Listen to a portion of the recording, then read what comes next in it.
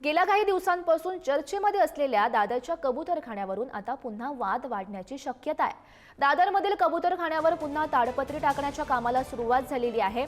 मुंबई महापालिकेकडून बांबू आणि ताडपत्री लावण्याचं काम सध्या सुरू झालेलं आहे। त्यामुळे या ठिकाणी मोठ्या प्रमाणात पोलीस बंदोबस्त सुद्धा तैनात करण्यात आलाय। हायकोर्टाच्या निर्देशानंतर या कबूतरखान्यावर याआधी सुद्धा बांबू आणि ताडपत्री टाकण्यात आलेली होती, पण जैन समुदायाच्या लोकांनी आंदोलन करून ती ताडपत्री काढलेली होती। आता पुन्हा एकदा या कबूतरखान्यावर ताडपत्री टाकण्यात येते, ते काम सध्या सुरू आहे आणि या ठिकाणी चारही बाजूने मोठा पोलीस बंदोबस्त सुद्धा तैनात करण्यात आलेला आहे। आणि या संदर्भात अधिकची माहिती जाणून घेऊयात। आमच्या प्रतिनिधी शिल्पा सध्या आपल्यासोबत आहेत। शिल्पा, आपण बघू शकतोय पुन्हा एकदा हे ताडपत्री टाकण्याचं काम सुरू झालेलं आहे, काय सध्या तिथली परिस्थिती?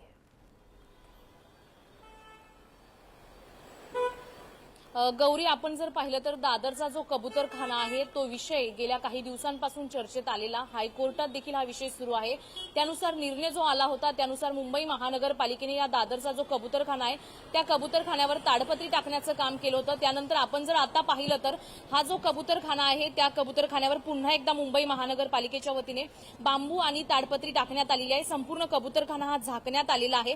यापूर्वी देखील ताडपत्री टाकण्यात आली होती, मात्र जैन समाज आक्रमक झालेला पाहायला मिळालं। जैन समाजाचे इथे आंदोलन करण्यात आलं आणि या जैन समाजानेच या कबूतरखान्यावर जी ताडपत्री टाकली होती ती ताडपत्री जैन समाजाकडूनच काढण्यात आली होती। त्यानंतर हायकोर्टाने आदेश दिल्यानंतर मुंबई महानगरपालिकेने पुन्हा एकदा रात्रीतून हा जो कबूतरखाना आहे त्या कबूतरखान्याला चारही बाजूनी झाकण्यात आलेला आहे।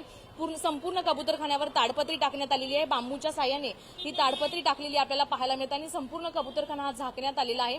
विशेष म्हणजे रात्रीतून ही ताडपत्री टाकलेली आहे आणि त्याचबरोबर मोठ्या प्रमाणात या कबूतरखान्याच्या बाजूला पोलीस बंदोबस्त देखील वाढवण्यात आलेला आहे। दंगल नियंत्रण पथक जे आहे ते देखील आपल्याला या कबूतरखान्याच्या बाजूला पाहायला मिळते।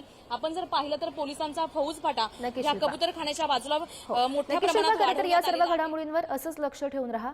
तुर्तास धन्यवाद दिलेल्या सविस्तर माहितीसाठी।